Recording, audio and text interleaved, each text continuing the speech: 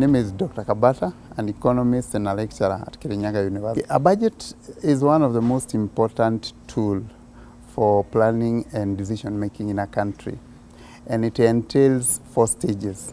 So the first stage in budget making involves formulation of the budget estimate in the hands of the executive.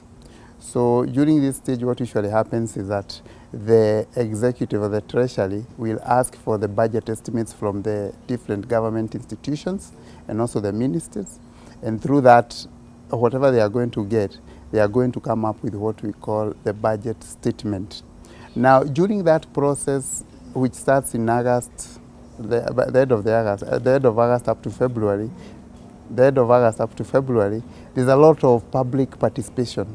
So we have public hearings being organized by the Treasury so that Kenyans can be able to give their views on what they think about the budget and some of the areas that they want to be funded in that budget. Then after the formulation, the budget goes to the approvals by the Parliament. So the budget statement that is prepared by the executive will go to Parliament, and Parliament will scrutinize some of the areas that are supposed to be funded by the national government. So the Budget and Appropriation Committee will forward the different budget areas proposals for to the different committees. After they have gone through the budget statement and they have given their deliberations or their opinion about what has been budgeted for, what usually happens is that the budget is supposed to be presented to the Parliament by the Cabinet Secretary. Then after that, they will debate the budget for, I think, 2 weeks. Then after debating the budget for 2 weeks, it will be approved. And from July 1st, then the implementation of the budget kicks in.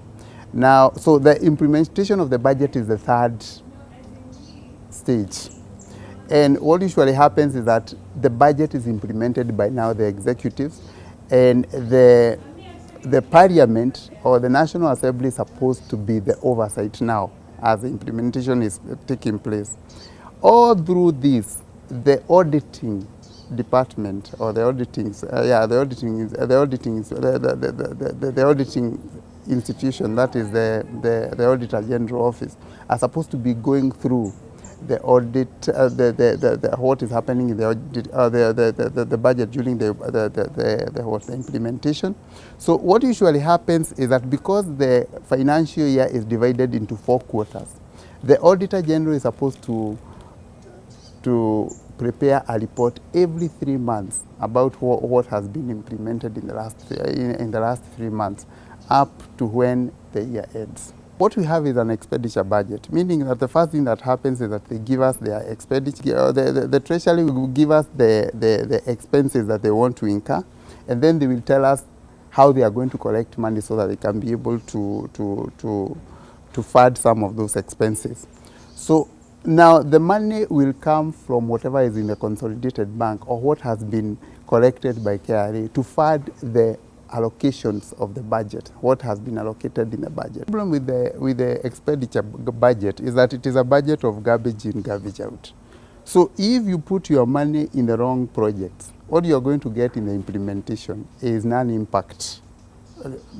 Implementation, you will have a situation where whatever is going to happen is that you will not see the impact of whatever money you put in the budget. I always blame Kenyans because they are not keen when it comes to public participation, because we need to understand the budget making process in such a way that we can be able to scrutinize each and everything that happens during that process, during the budget making process, especially the allocation of funds at the formulation stage of the budget.